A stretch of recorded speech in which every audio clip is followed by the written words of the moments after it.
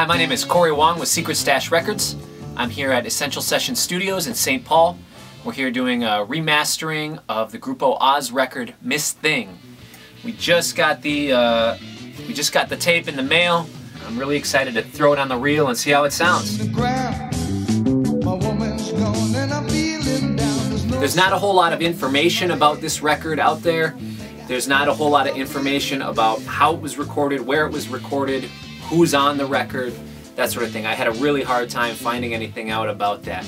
But what I do know is that it was released in 1971, and it was pretty much all studio musicians that put this band together to try something different than the music that they had been recording.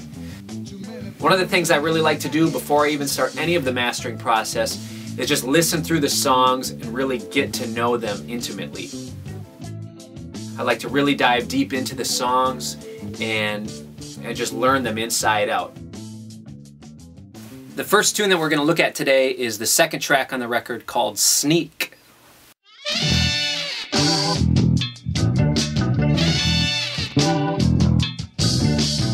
What I noticed right away on this track is how well arranged this thing is. The band knows this tune. They're not just going in there and guessing on this. They've either got it charted out really well in front of them, or they've been playing it for a long time, because these guys are playing all the hits, they're playing them tight, they're playing them great.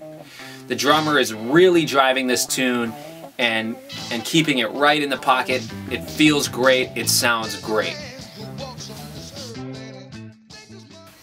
The next tune I want to listen to is A New Day. This tune is very unique to me because it shows this other side of the band that's very poppy but also very psychedelic. So they're blending the pop, psychedelic worlds, and they get a really cool sound. There's a beautiful harmonic chord progression that really reminds me of other music of that time. Stuff like the Beatles. It sounds like Dear Prudence to me. In our world of time and trust, food from the sea to the moon or bust,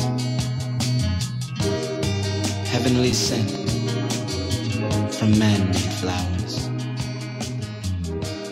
you can see small. The next tune I'm going to listen to is called Oz Machine. Now this one is an instrumental tune and really dives into that psychedelic and rock type push. It's got that kind of groove, it's got that feel. Feels kind of like Third Stone from the Sun or something like that. And it's got nice, really fuzzed out guitars, good distortion, good effects. It sounds awesome. I love the guitar effects on this. It sounds really cool.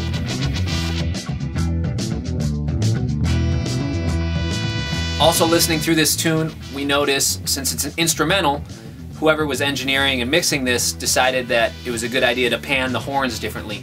On all the other tunes, on the vocal tunes, the horns are all panned over to the right, but on this one, you have the trumpet kind of left center, and then the tenor and the bari sax are over on the right.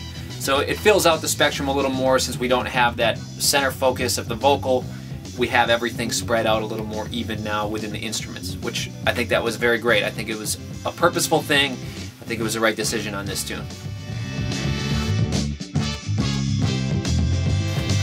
As far as the remastering goes, I'm going to add just a little bit of compression and EQ things, adding clarity to the songs and just making it a little more accessible for today's listener, to make sure that everything that I want to stick out is sticking out, and to make sure that it just sounds and feels really great on any speakers that you hear it on. Here is an example of a song without any of the mastering on it.